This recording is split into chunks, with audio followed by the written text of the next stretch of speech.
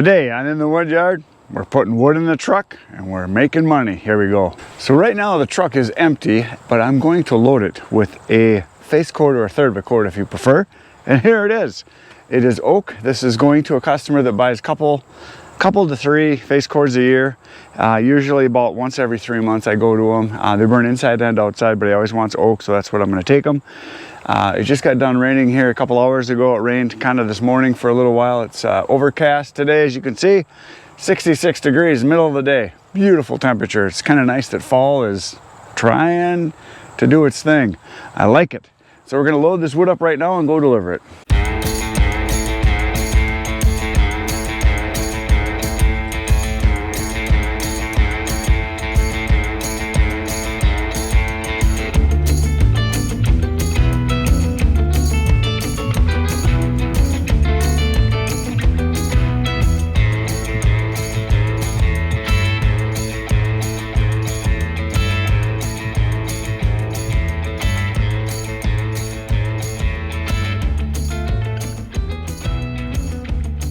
I am back from my delivery. I'm in the wood yard, and behind me, as you can see, there is 2 piles of wood.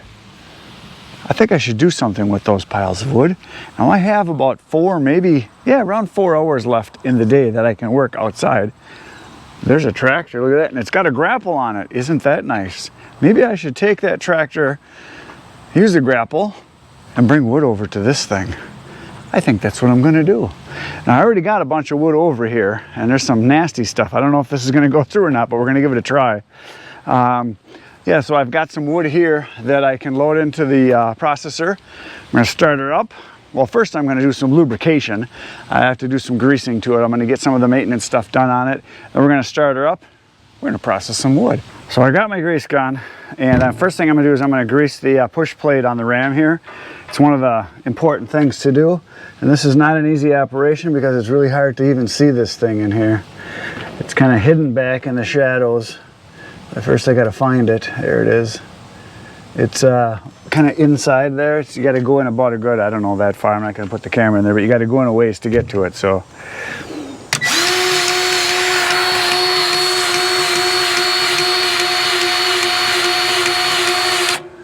There we go. There's a bunch of grease. And then I'm going to pump a little bit of grease up here.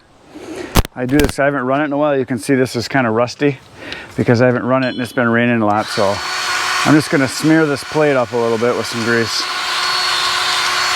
I'm going to put some on here. There we go. We got some grease on there. And then I just start looking for the fittings where they are. So basically I'm going to hit all the moving parts. Like here's a grease fitting right here.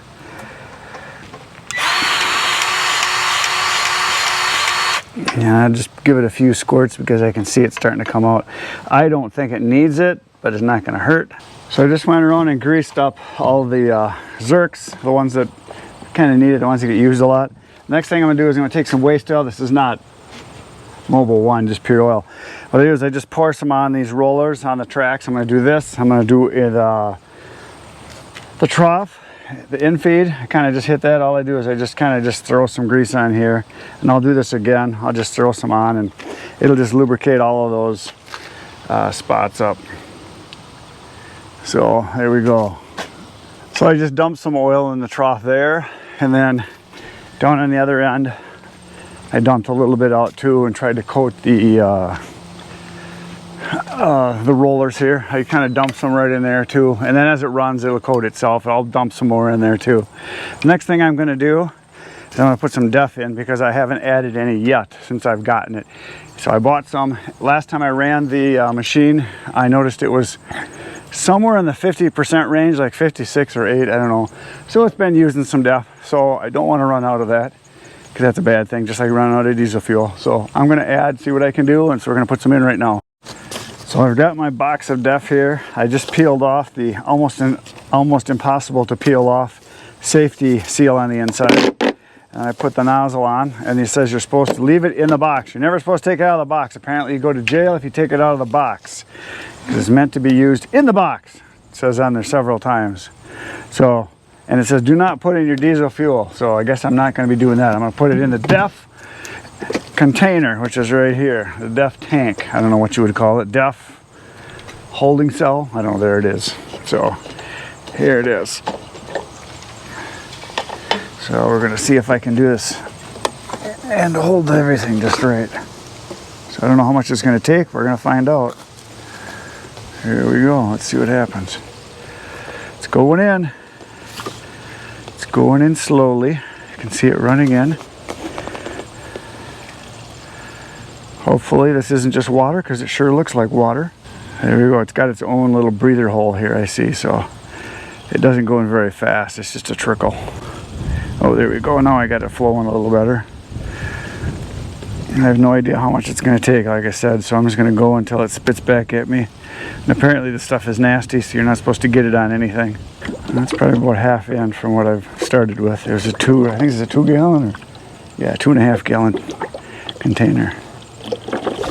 Oh, I think that's all she wrote. Now, and I probably put in probably a little more than half of the container, so it took a little over a gallon. So there you go. And I have no idea how big this tank is. Doesn't say anything, so I have no idea what it is. Now, I think we can finally get to doing some actual work. All right, it is time. We will start up the beast.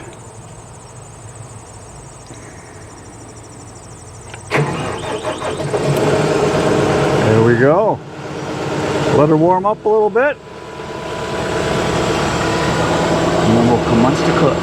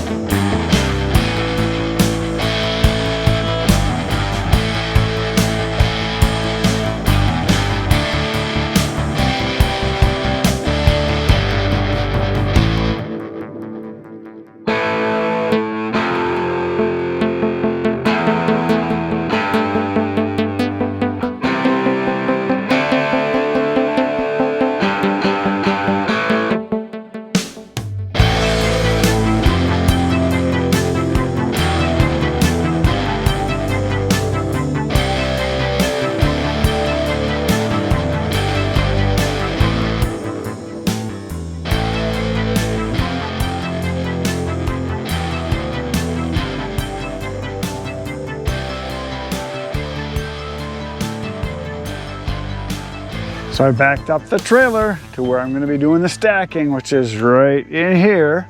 So what I like to do is to get it as close as possible so I can grab it and stack it without having to take more than a step, maybe two, just to kind of get them where I need to be. So as close as I can get without having the trailer being, you know, too close. So I think most of this I'm going to be able to stack. I was looking at my splits as they were going through, and there might be a couple that I'll throw off to the side. But I would say the vast majority, 95% of this is going to be good to go, and I won't have to do any resplits. There's going to be a few chunks, I know. I saw there was a few that went through. Now when I was running that wood, I had a couple monster pieces that were probably too big. There was a couple of them there that were like 21, 22 inches, and I had the bar speed set pretty darn fast for going through that maple that I've been running. But now that I had this tree service ash that I had in there, there were some big ones, and this tree service ash is from trees that were dead, so the wood is really dry. And so when that bar is going through those big chunks, you got to slow it down so it can have time to eat, because ash is very grabby, very dry wood, and so it doesn't slice as good as some of the other stuff. So I had to slow the speed down a little bit. I had to do some up and down to do that, and then I had it too slow, and I had to speed it up a little bit, and then I had to speed it back up once I got done with the big chunks. But the trailer's full, so now we're going to get this stacked. I might not get this done. We got some rain coming towards us, so I'm going to go quick as I can and try to get this stuff piled up and get this cleaned up before we get dumped on, because it's supposed to rain. So I'm getting busy right now.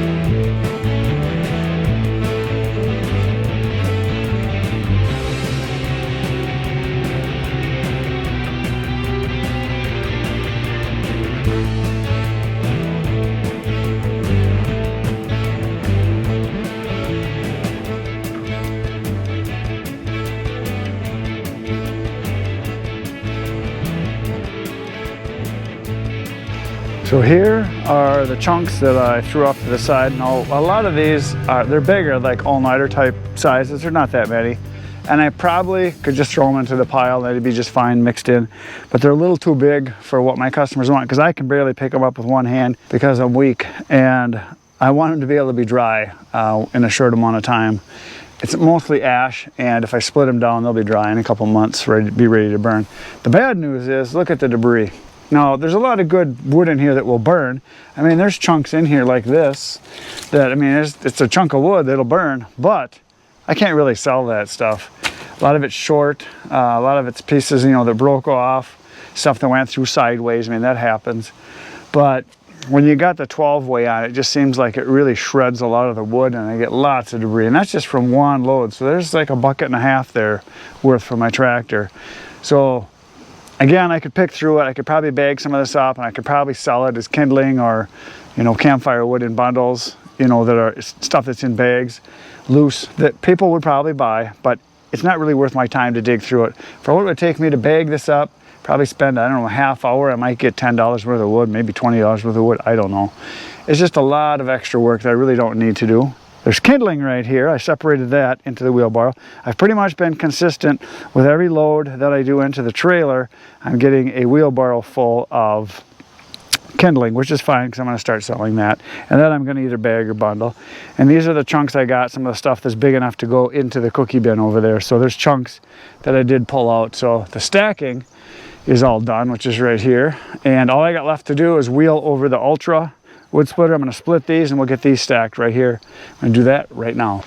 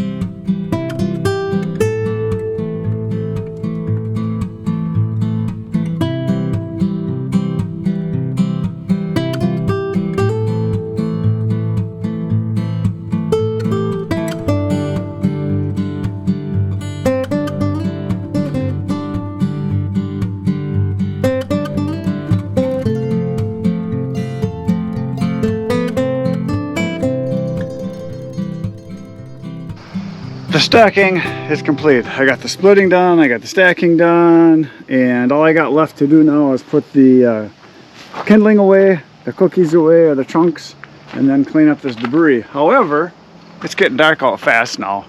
It's we're losing daylight, obviously, getting towards the end of the summer here now, and it's really, really dark. And again, I just heard some more booms. I don't know if it's coming this way or not, but all I know is I saw a flash of lightning, so it's time for me to quit regardless. That's it for today, folks. You know what to do. Poke the buttons, hit them all. Tomorrow I'll be back here 5:30 a.m. If you can't wait that long, go to my channel. There's over 800 videos waiting for you to watch right now. Go. Good night, Irene.